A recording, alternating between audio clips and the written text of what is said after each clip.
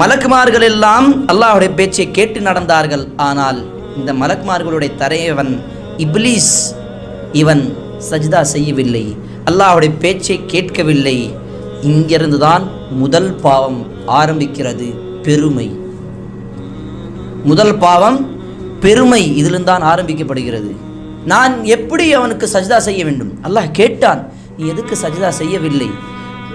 காலமா மன்அக இத் அமர்துக், காலமா மன்அக அல்லா தஸ்ஜுத இத் அமர்துக், உனக்கு கட்டளையிடும் பொழுது நீ ஏன் சஜ்தா செய்யவில்லை, மரியாதை செலுத்தவில்லை?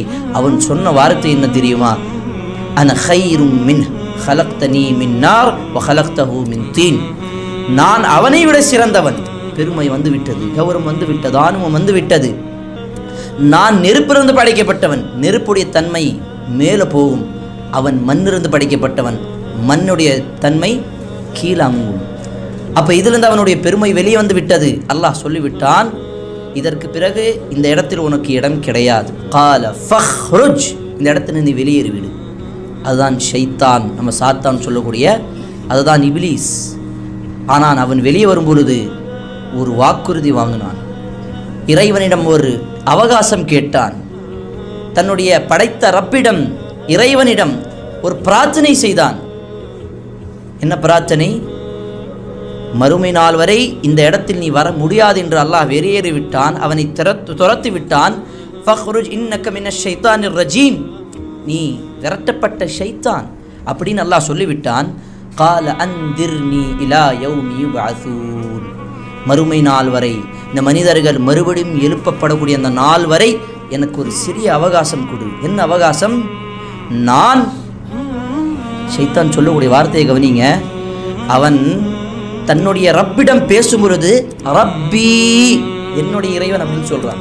ஆனால் மனிதர்களை ஊசலாட்டம் செய்யும் பொழுது அவர்கள் மூலமாக கேளுங்கள் அப்படின்னு சொல்றான். இந்த மனிதர்கள் மூலமாக கேளுங்கள். ஆனால் அவன் அல்லாஹ்விடம் இறைவனிடம் கேட்கும் பொழுது ரப்பி ஃபஅந்திர்னி, என்னுடைய இறைவனே எனக்கு அவகாசம் கொடு. அப்போ எந்த ஒரு விதமான ஒரு வசீலா இல்லாமல், யார் மூலமாக இல்லாமல் நேரடியாக அல்லாஹ்விடம் கேட்பதற்கு இதுவும் ஒரு ஆதாரம். அவன் கேட்ட துவாவுக்கு அல்லாஹ் பதில் அளித்தான்.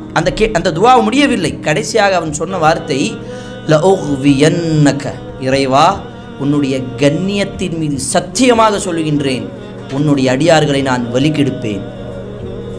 அவன் அன்றிலிருந்து மறுமை நாள் வரை எல்லா மனிதர்களையும் வலிக்கெடுக்கின்றான். எப்படி? அந்த வார்த்தையும் அந்த குர்ஆனில் 7வது அத்தியாயத்தில் இருக்கிறது.